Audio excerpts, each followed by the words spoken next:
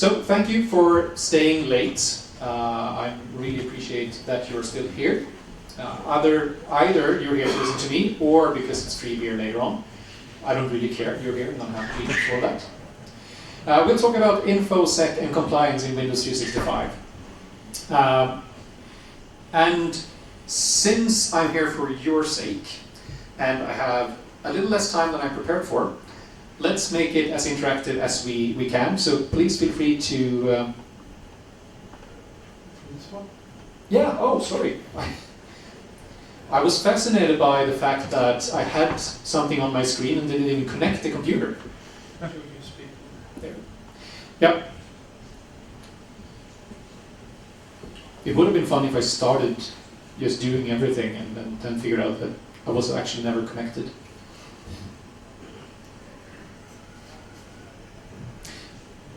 So, if you have questions, raise your arm, and I will do my best to answer them. And if I can't answer them, I'm sure there are Microsoft representatives that are eager to do the response. Yes, Jim, you shouldn't have said that you were here. So, what is the difference between security and compliance? Any takers? Security is what you're supposed to do. Compliance, are you doing it? Yeah, very good. Security is what you're supposed to do, and compliance is, are you doing it? But I can also tell you that security is for you. That's what you care about. Compliance is what everyone else cares about. That's the checkboxes. So to me, I find it a little disappointing that Microsoft is naming their licensing compliance. Because to me, it should be something that's more actionable than just filling out checkboxes. So when I talk about it, I prefer to talk about threat protection versus information security or information protection. So that's what we will focus on today, not all the checkboxes. Because in the end, this session is about what is the most valuable thing you have in your organization. And I absolutely hate the expression that data is the new oil, because oil isn't sustainable. So we're talking about plutonium instead. And then we can... Data is the new soil, that's been quoted. Sorry? Data is the new soil. Oh, yeah, that's a good one. The new soil. I think I like that. But the reason why I also tend to use plutonium instead of oil is that it's also up to you what you use this plutonium for. You can either do something good with it, like producing electricity, or you can do something that's not too good and that's blowing the world apart. That's your responsibility. So today we'll talk about the Infosec threats. So why do you need to care about information security? Because I do think that a lot of us tend to think about information security and connect that to things like GDPR or the equivalent. Something that I think is fascinating. Everyone is looking at NIS 2 and such and like, yeah, this will save IT and be the best thing ever. And I gently pat them on the back and say, hey, GDPR came into effect 2018. I have met very few companies that have done everything they were supposed to do before 2018. And I don't think we should have those expectations on these two either. It will take a lot of years to get there. So we need to ensure that we understand the threats that are put against our data today.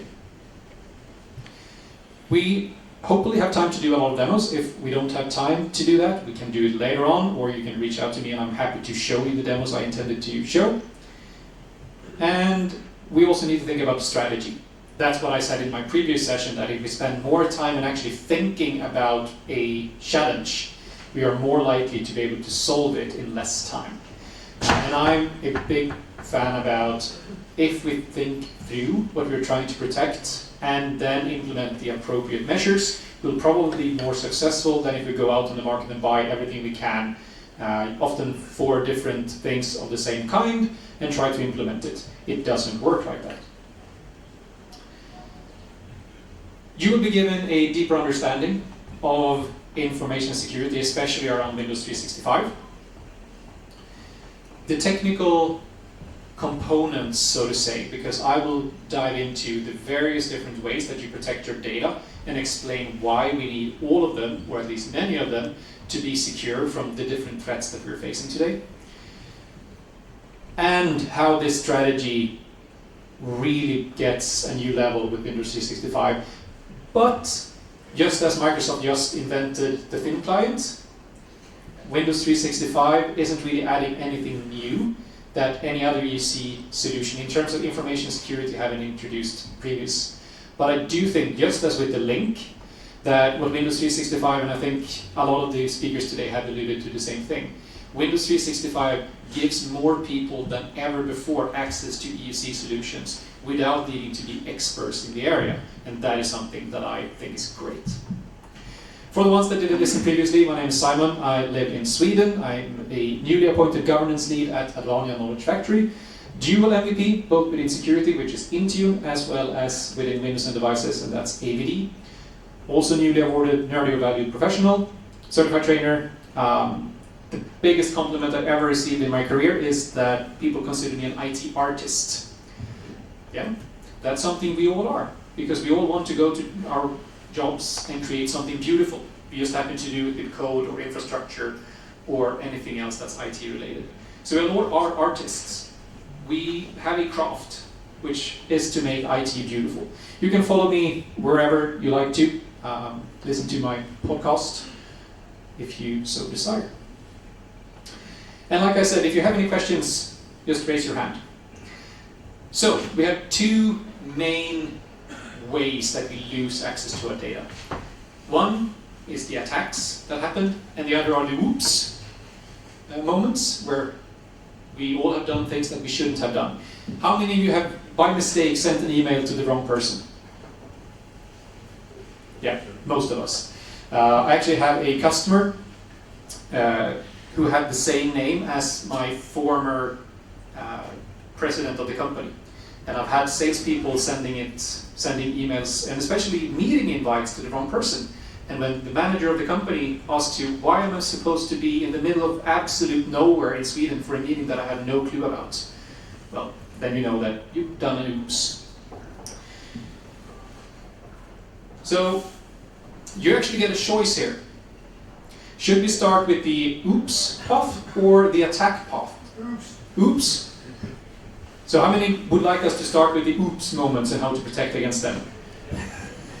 Obviously you're more afraid of yourselves than of all the attackers around the world. But yeah, let's do that. I'm very happy that I've actually made it an intelligent way of doing this. So the first thing we need to think of to avoid those oops moments, I think it's fascinating that as a feature of Windows 365, and this, sorry, Jim and Tom, but it's fascinating that we can set a different background picture within Windows 365 than we have on our desktop. That's a feature.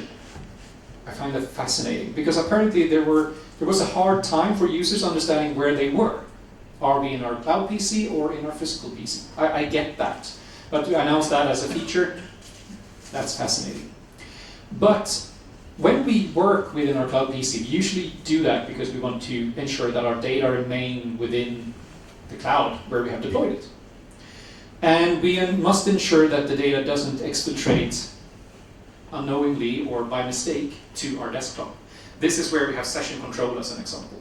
I tend to see that more as a feature to avoid that we copy and paste things in the wrong place. If we have an attacker that tries to exfiltrate data or an insider that actively is trying to exfiltrate data from Windows 365, they probably will find ways of getting around session control. So I see that more as a way of avoiding the oops rather than avoiding an attack path. If we instead want to implement something that does make a difference in terms of how we can avoid exfiltration of data, this is where we get into what Microsoft called the compliance suite within Microsoft 365, or Purview.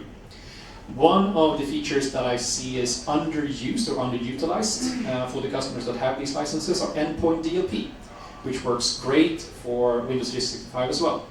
Endpoint DLP basically ensures that if you're trying to do something with a piece of data that you're not allowed to do, you can't do it. Things like, I want to save this piece of information that might have a classification on it on a file share, or a redirected USB device, or upload data to a cloud service that I want to use to exfiltrate this data. So let's say that I have a Google Drive that I connect to through my Windows 365 machine and try to move data from my Windows 365 machine up to Google Drive. that's something I can stop with endpoint DLP. This is where we get into the moments where you by mistake upload something to OneDrive instead of OneDrive for Business. This is where you should use endpoint DLP. The next thing is when you try to use Windows 365 on your mobile devices. And here we finally got things like app protection policies from Intune. How many of you have used app protection policies? Very few of you. Why aren't everyone using app protection policies? Interesting. The main feedback I get is that, yeah, they destroy the user experience. Then we get back to my previous session. Yeah, because you haven't explained to the users what you're trying to achieve, or you're breaking their ways of working. App protection policies acts as a way to isolate the app from the rest of the operating system. Nowadays, both on Windows, iOS, and Android. There are slightly different ways that you can do this. We'll get back to the Windows side shortly. But it does isolate the data, but it also ensures that you can't access your cloud PC if your device isn't following your security standards. That's what I tend to use, especially for mobile devices. You can say to Windows 365 that, hey, if my iOS device runs an outdated version of the operating system, do not allow the users to start Windows 365 without first having updated the operating system. Or if you combine this with Defender for Endpoint, you can also say if there are threats on the device, do not allow us to access Windows 365 or do something else with the data. Just like QR codes, I assume that you can tell one animal from the other by the pattern on their butt. I guess that's the case. I see no other reason why they would have that. That's where we introduce things like QR codes overlaying Windows 365. That's where we want to ensure that we're not trying to steal data by doing things like doing screenshots, taking pictures, using snipping tool or other things. There are ways of protecting against screenshots, but there are always ways to get around it. So as an example, I've been very passionate about the Microsoft information feature where you can classify a document and say that if someone is trying to do a screenshot of this document with a certain label, just black it out. Works great, have been working great for years. But then we get into the place where, okay, but if I take a picture using my phone on this session where I have confidential data, how can I ensure that it's at least traceable? There's a long discussion on why you would have done other mistakes before we end up in that situation, but this is where the QR codes within Windows 365 is introduced. Because now we are at least able to track who did exfiltration of the data by using some kind of screen capture tooling or by using their phone. So these are different ways of ensuring that we protect ourselves from those oops moments and also make it slightly harder for the attackers. But speaking about the attackers, there we go. We also have the different attack paths, and these are applicable to Windows 365 as well. Ransomware is something we all know about, but it's also more common than ever that as a combination to ransomware, the attackers also steals the data. We have a lot of examples in Sweden from that. The Swedish church were attacked last year, a complete ransomware attack, and then the attackers, after the church had successfully counted them, they got word about, hey, we also have tens of gigabytes of data about the members of the Swedish church that we will release on dark web if you don't pay us more money. And of course the church didn't want to do that, which is the recommendation in all cases. You should never ever pay the ransom for anything, because that will just drive the attackers to do more of these things. So when we talk about data exfiltration, it's important to remember that this is part of any cyber attack today. I've, funnily enough, called it, on our podcast, we did an episode on cryptography just a few weeks ago, where we talked about intentional and unintentional disk encryption. Intentional disk encryption is BitLocker, unintentional disk encryption is ransomware. You want the first one, not the second one. This can happen to Windows 365 as well, just to make you aware of it. And do ensure that when things are happening in your environment that might be a cyber attack, ensure that you have control over the data that you want to keep safe. So when we talk about Windows 365, it's important to understand that we still need to protect it. Microsoft has done tons of really great things to make it much harder to have malware or ransomware on Windows 365, but it's still our responsibility to ensure that we keep it safe and that we also encrypt the virtual disks even if they are in Azure. Network segmentation is something that a lot of us might look at and say, and I've been one of those, like, this have no purpose whatsoever. But I do think it's important to say that if you deploy Windows 365, Microsoft has made it really simple to connect Windows 365 to your own network in Azure. That doesn't mean that you should stop there. Because yes, you get access to your internal network, you get internet connectivity, but it might be so that you don't want all of your Windows 365 to have unrestricted network access to your Azure network or your internal network. So have a think before you connect Windows 365 to your virtual network and see, what does this device actually need to get access to? I don't know how common that is. That's probably something you can ask Jim or Tom, and they won't respond to it. But I have customers that are deploying Windows 365 completely separated from their own network infrastructure, and then deploy VPN clients to Windows 365 to connect back to the network from. It's not perhaps the way I would choose to use Windows 365, but I have plenty of customers that do it that way because they want that isolation on a network layer. So, like I said in my previous session, you don't need to do all of this on your own. So as part of your Infosec work with Windows 365, speak to your networking colleagues and ask them, okay, I'm trying to do something new here. I'm introducing new virtual machines. Are we doing something with our physical machines that we need to replicate also in Azure? Because the response will likely be, yes, we need some kind of control to ensure that the devices only get access to the data that they should have access to. You also need to think about the least privilege part within Windows 365. That's, as you might have known, or might know, one of the most important things when it comes to both data protection as well as threat protection. We have the new feature that was released at Ignite last week, the administrative protection, which actually works incredibly well. And it's a neat feature where previously, if I wanted to install something as an administrator, that created a token that an attacker could steal later on and continue to use in an administrative mode, so to say. With this new feature that are getting introduced into Windows, when I authenticate to something, I get administrative privileges on an endpoint, including Windows 365. It gives me a token that expires the moment I'm done with the task I was trying to perform. It won't help us in all ways, because if I trick a user into installing something as an admin that is malicious, you can still abuse that, but it ensures that it's much, much harder for an attacker to abuse something that's been done previously. Also ensure to work with conditional access, and I will show you a little bit of conditional access soon.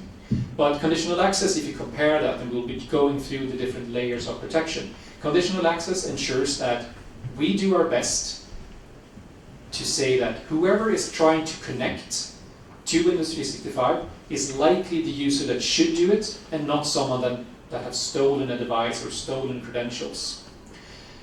I do, however, find that a lot of organizations think that conditional access is set and forget. And that's something I urge you to do. If you haven't reviewed your conditional access framework in a while, especially for Windows 365, since they have network access to your environment in many cases, go back and do it. One of the most common mistakes that I find is that you at one point set up conditional access to allow or block access based on operating system. If you did that a couple of years ago, when Linux were supported in conditional access, Linux has now been added as a checkbox within your conditional access policy. If you don't check that, anyone with a Linux device probably have access to your environment without enforcing MFA. That's one of the most common mistakes I find when I review conditional access frameworks for my customers. With that, I've gone through some of the features, and I will do some quick demos showing the things that my view is that these are the most important things that you should consider for Windows 365, and in general for many other cloud workloads as well. If you have other questions on the topics that I've just gone through later on, please come up and find me, or find me later on, and I'm happy to show it. So, I will change microphone. Is that possible? Perhaps? Yes, thank you.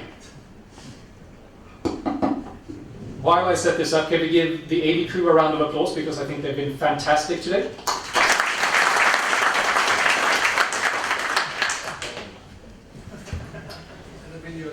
And the video's gone.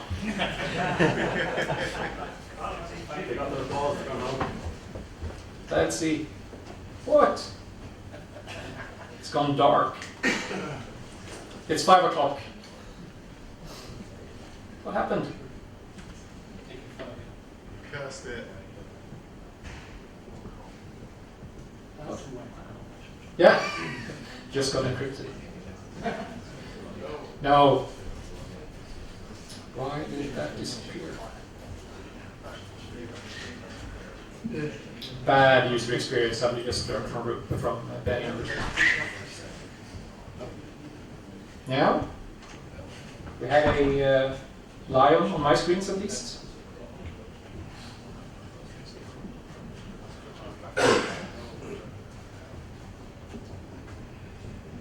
Working on it.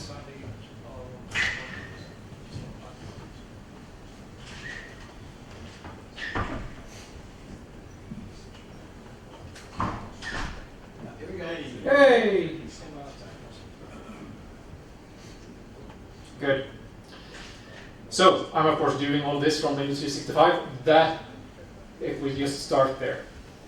If you are using your Azure administrator account on your regular desktop device, you're doing it wrong.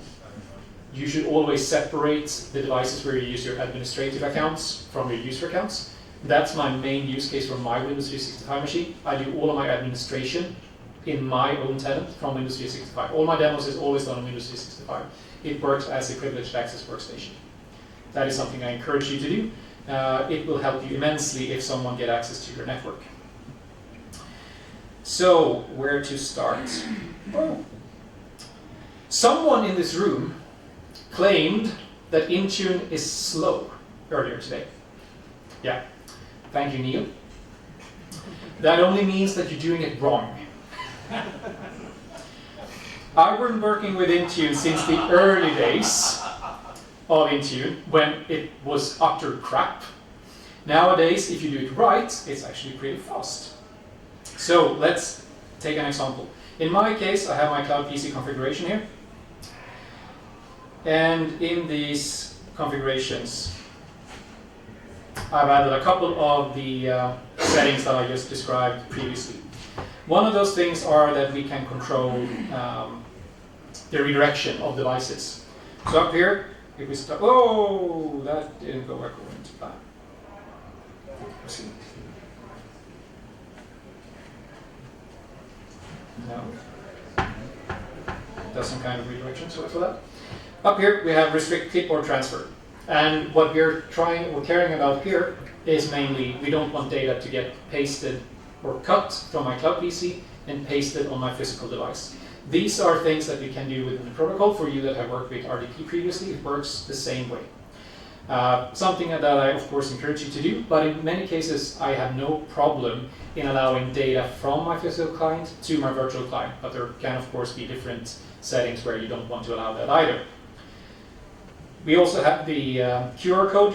Don't do as I did and just add too many QR codes to your Windows 365 device. It will be absolutely unusable. So try that out first. Ensure that you have enough QR codes to make it hard for someone that's trying to exfiltrate data to get away from them. But ensure that you have few enough to actually allow the user to work on their machine. Going back to this notion of that Intune is slow. If you deploy a new profile to Intune, to your devices through Intune, it will send a push to that device or those users. I tend to use user targeting in almost 100% of the deployments I do, even for EUC. Always target the user if you can. The only exception from that would be things like BitLocker or endpoint DLP. If it's a new policy, it will update almost instantly. It usually takes less than 1 or 2 minutes. Yes, it's not as fast as other ways to do it, but I wouldn't consider it slow. The thing that makes it slow is when you do changes to the same policy. Then it will wait until the next check-in, which happens every 8 hours. That's where you get the slowness. Works the same way with apps, configuration profiles, everything. So if you work with, let's say, the amazing versioning features within a certain product, then try to do a new policy instead of changing the one you have. And you will get away from a lot of this slowness within it. So these are the features we have. We have the QR code, we have the screen capture protection. I tend to try to use block screen capture on both server and client. Do note that if your client doesn't support this feature, it won't actually allow you to connect to the server. So try this out first, but these are some really good things to get started with, where you have the watermarking, you have the QR codes, you have the session control. So let's get going there. The other thing that I would like to share with you is what I said about conditional access.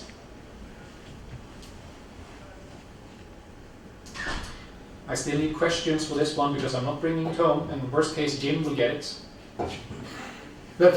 What? It says Microsoft on it, so it's probably yours or Tom's, and you're closer. So, one thing that's new, and I will update this to Windows 365 while we do this. So, app protection policies, that's something that's been around for mobile devices for a long time. Basically, what happens is that when you sign into a Microsoft or any of the other supported apps on your mobile device with your Entra ID account, it will check from Intune and see, hey, do I have any protection policies that should be assigned and applied to this app? It doesn't matter if the device itself is managed or not, we're caring about the app and what's happening in that. This has now finally got into Windows too. So what we can do, in my case, I've demoed Copilot because that was what I did at Ignite, but we can as well put in what?